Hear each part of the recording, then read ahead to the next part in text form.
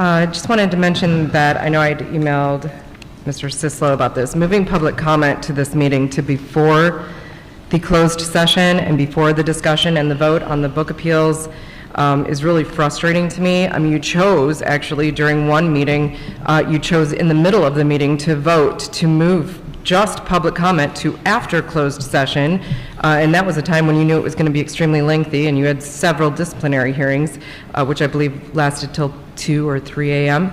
Then you chose to do it again for the next meeting, and you chose to move public comment and all the comments to after closed session.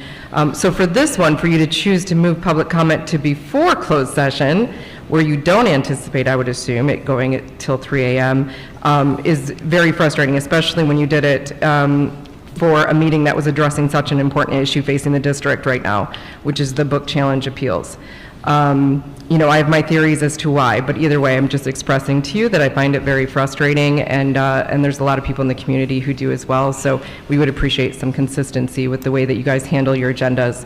So continuing my response to the board member Heike's past statement, she had mentioned she won't stop fighting for marginalized students. Which is why she's pushing for these books to stay.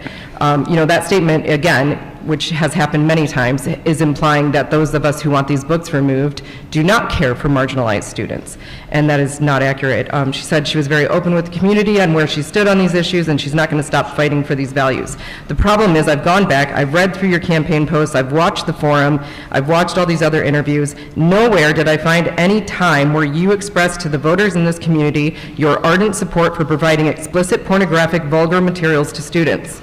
I'm not sure we knew that that's what we were signing up for. I've talked to a lot of people over the last 2 or 3 months about these books. I've read them, I've shown them to people, and I've sent them out. And I will tell you that it is overwhelmingly the majority from both political parties that the majority of the people in this community are against these books being available to students. They are shocked and sickened. Marginalized students, that's why you're fighting so hard for these books. Which of these students will be harmed by not being able to access the graphic novel of A Handmaid's Tale with images of women being held down on a bed and raped, or naked women with guns in their mouths?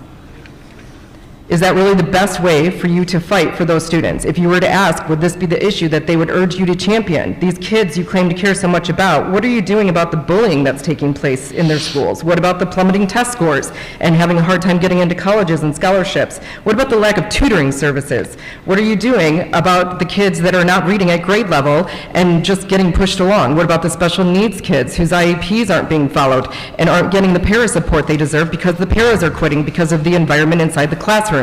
What about the kids getting free lunch who don't have time to both wait in line and eat, an issue that was brought up to you by George Elder months ago? What about those marginalized students? Are you fighting as hard for them as you are for these books?